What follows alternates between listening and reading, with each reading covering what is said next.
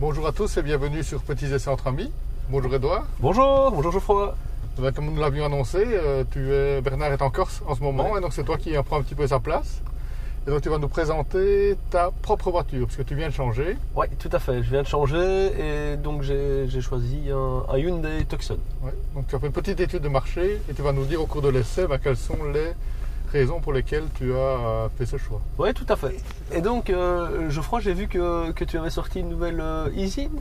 Oui, c'est un nouveau petit magazine spécifiquement sur Facebook, et donc dans lequel on va faire quelques petits articles, les essais d'abord rédactionnels. Donc certaines voitures vont avoir leur essai rédactionnel en plus de la vidéo. Super. Et donc et au-delà de ça, on va avoir quelques petits articles lifestyle, des petits articles un petit peu en tout genre, des interviews. C'est vrai que le prochain article qui va apparaître, ce sera une interview de Monsieur Quevrin, donc pour les 90 ans de la concession, qui va nous parler un petit peu de l'histoire de la concession et d'il y a 90 ans jusqu'à aujourd'hui.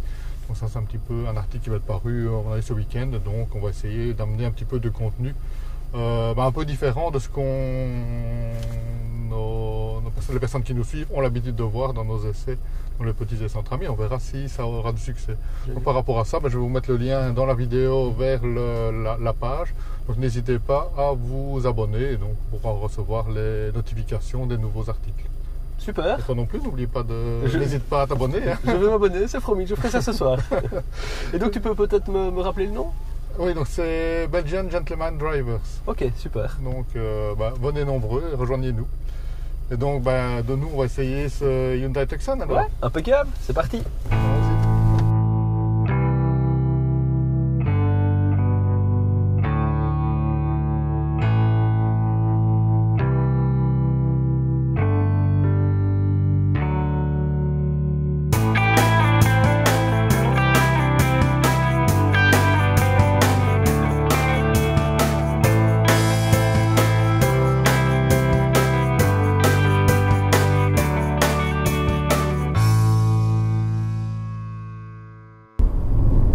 Nous voilà à bord de ce Tucson 2. Donc je dois avouer que la première version, j'étais pas très séduit. Donc, je trouve que l'esthétique n'était pas super, ça ne me plaisait pas spécialement. Inversement, je trouve qu'avec celui-ci, il y a quand même une vraie rupture au niveau de l'esthétique. Et donc on arrive quand même vraiment à un véhicule qui est abouti et vraiment fort plaisant esthétiquement. Je suppose que l'esthétique a dû te séduire aussi. Oui, tout à fait. C'était en tout cas un des déterminants du choix de ce véhicule. Maintenant, c'est vrai que par rapport au Tucson 1, je pense qu'il y a eu 10 ans à peu près entre les deux modèles d'écoulés. Ouais. Et donc c'est vrai que les modes sont différentes. Voilà, je trouve vraiment que ce véhicule-ci a un design en tout cas quand même attrayant. Ouais. Et en particulier la calandre avant. Oui, une calandre qui est très volumineuse. Voilà, qui est très volumineuse et beaucoup plus d'ailleurs que sur le X35, et donc qui était le véhicule, le modèle entre guillemets développé par Hyundai entre le Tucson 1 et le Tucson 2. Et voilà, ici on a une calandre assez volumineuse, mais elle confère au véhicule en tout cas un sentiment de robustesse. C'est un design un petit peu attrayant, qui est assez similaire, ou qui peut rappeler en tout cas l'avant de certains véhicules qu'on retrouve sur le marché, notamment chez Ford, ou en tout cas chez Kia avec le Sportage, l'ancien modèle où on avait aussi une calandre de ce type là. Donc voilà, c'est un des éléments en tout cas qui attire l'œil, je trouve, même si ce n'est pas le déterminant principal du choix de ce véhicule. Non, c'est clair. Mais c'est vrai que tu parles du Sportage, je pense que c'est quand même un des principaux concurrents de cette voiture avec le Nissan Qashqai. Mais moi je trouve inversement le Sportage, je préférais esthétiquement l'ancienne version. Ouais. C'est une question de goût, mais je préférais l'ancienne version, que je trouve qu'ici cette version-ci du Tucson est plus beau que la version actuelle du Sportage. J'imagine que toi, ouais, tu as dû penser la même chose. Je dois dire que je me suis évidemment posé la question du choix du véhicule entre un Sportage et un Tucson. Ces deux véhicules qui sont quand même similaires à mon sens à 70 ou 80%, aussi bien sur le plan d'esthétique que sur les plans de la motorisation, etc. Ouais. Et mon choix s'est finalement porté sur le Tucson, et je dirais que c'est principalement pour des raisons esthétiques, où je trouve que ce look, j'aime vraiment bien l'avant du Tucson, et je trouve que même l'arrière où aujourd'hui on a parfois le sentiment que le Sportage fait beaucoup plus arrondi, etc.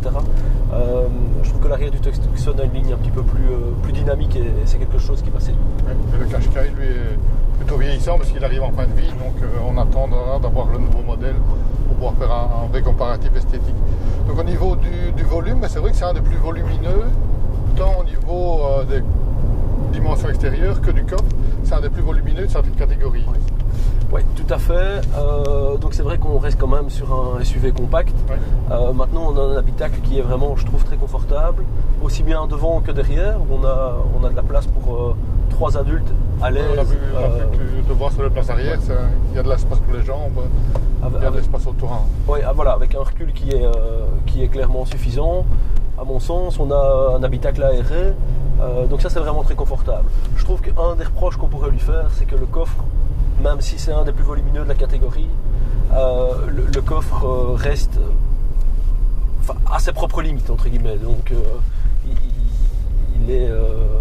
on n'a évidemment pas le coffre de la Skoda que tu as essayé là, récemment. Le coffre est particulièrement volumineux. Ici, je pense qu'on arrive à 513 litres au niveau du volume du coffre. On peut dire qu'il est dans le haut du panier par rapport à la catégorie. Mais bon, vous savez que le Kodiaq boxe évidemment dans une catégorie au niveau volume au-dessus aussi. Et donc la finition et l'assemblage sont vraiment... On voit qu'un effort a été fait sur la finition et l'assemblage. Oui, en tout cas c'est un véhicule qui présente un certain confort pour sa catégorie. Et c'est vrai que l'utiliser au quotidien est vraiment agréable, aussi bien au niveau du toucher des matériaux qui reste, voilà, ça reste du plastique, hein, on est bien d'accord. Mais moussé, donc ça mais moussé, effectivement. Au niveau des selleries, on est sur un véhicule milieu de gamme, enfin sur une série milieu de gamme, et on est déjà avec des selleries cuir, des sièges chauffants, etc. Et alors au niveau de l'utilisation, je dirais, des différentes fonctions techniques, technologiques ou liées à la sécurité, il y a quasiment un bouton pour chaque fonction. Alors c'est vrai que ça peut paraître un peu encombrant par moment, mais ça permet d'éviter de se perdre notamment dans des menus à rallonge, tactiles, etc. Et donc il y a un bouton pour une fonction, et ça c'est vraiment quelque chose de très agréable. Donc au niveau ambiance à bord, on remarque particulièrement la sonorisation. C'est quand même particulièrement bien insonorisé. Oui, tout à fait. C'est un point fort du véhicule. Donc au niveau motorisation, on est sur quelle motorisation ici ? Alors ici, on est sur une motorisation relativement modeste. Donc on est sur un moteur 1700 diesel de 115 chevaux. Et donc, c'est la base en diesel. Voilà, c'est vraiment la base en diesel, le plus petit moteur.